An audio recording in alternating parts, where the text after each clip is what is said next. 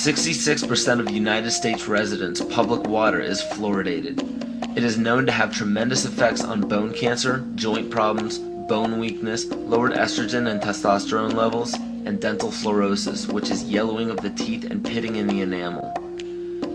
Wouldn't it make more sense to enhance public water with vitamins which are meant to be ingested to promote overall health, rather than putting such a toxic chemical in our water with a bogus explanation that it will improve our dental health? We now know that fluoride causes more dental problems than it solves. Something doesn't seem right about this. Do you honestly believe that these companies care deeply enough for the people to spend large amounts of their own money to fluoridate public water when the people already purchase their own toothpaste? But there's a difference between toothpaste and drinking water. We don't ingest toothpaste. If you go to any hardware store and look at any rat poison product, you will only find one ingredient: sodium fluoride. It is the most toxic ionic molecule outside of potassium dichromate. Now Dannon, along with other companies, have begun fluoridating bottled water. It is becoming increasingly difficult to get away from.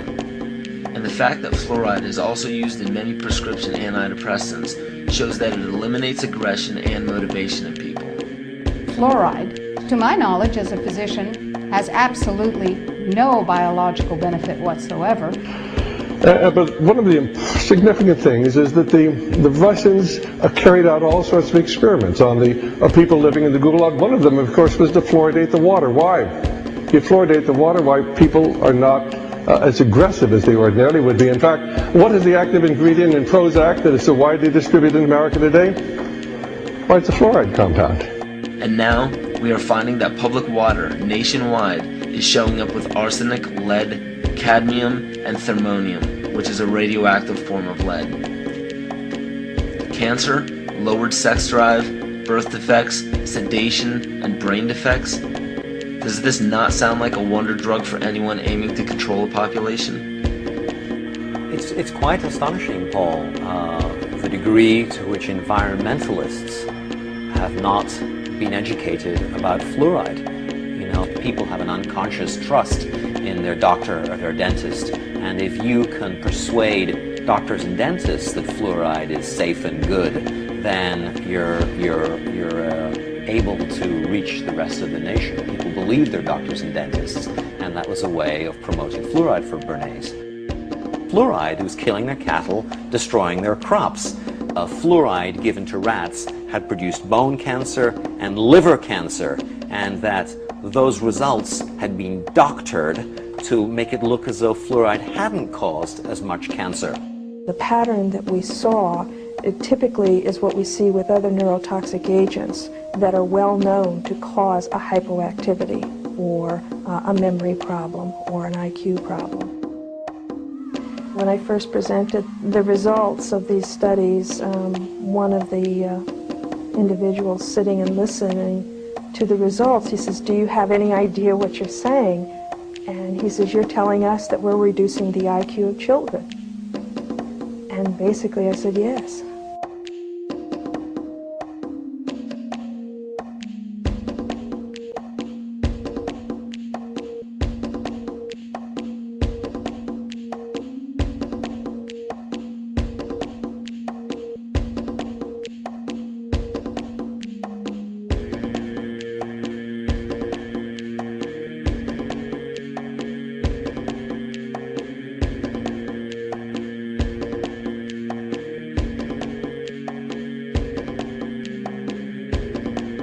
Aspartan, the artificial sweetener found in almost every low-sugar or sugar-free product on the market. First of all, aspartame is made up of three things: methanol, which of course is what produces blindness, aspartic acid, and phenylalanine. These are all poisons. Aspartic acid, of course, produces brain lesions. This was known back in the early 1970s. Methanol produces blindness. Phenylalanine is what you see in the brain, and in high doses it produces trauma. We're not making this all up. The FDA did publish back in, I think it was in the 80s, they did publish the 92 potential side effects of aspartame.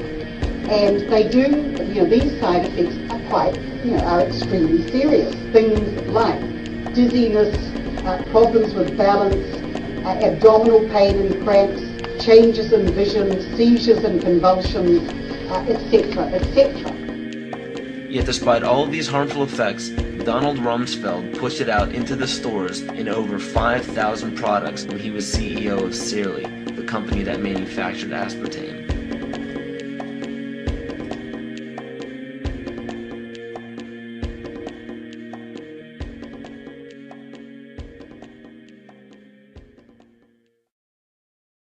The sustainable goal is the elimination of the middle class. The world cannot support 6 billion people. But you see, the plan behind sustainable development includes population control. It's a program for land use control, education control, and population control. The leaders of the sustainable movement say that the world's human population should not exceed 500 million people. That's a 93% reduction of today's population levels.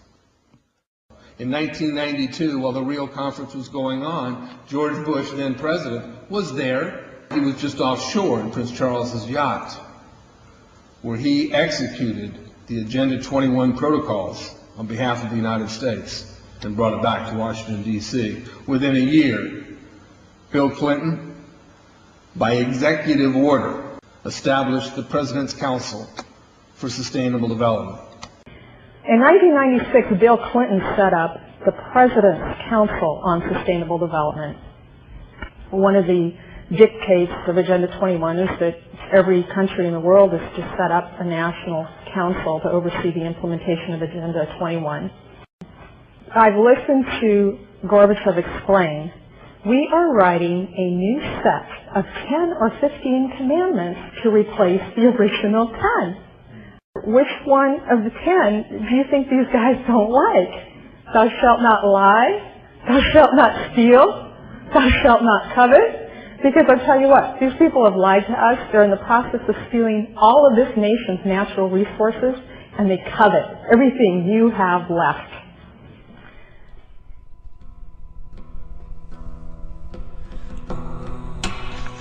To explain the map, the red are areas that are to be off limits to human beings. If you live there, you won't. The yellow areas are the areas for major control of all human activity. If you live there, you won't.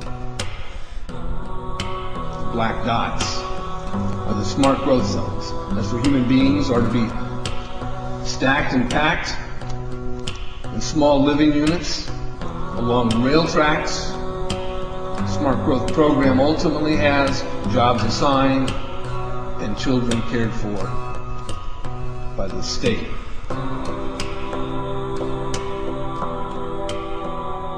And in conjunction with Codex Alimentarius, food will be limited and water consumption will be decreased to 10 gallons per day per person.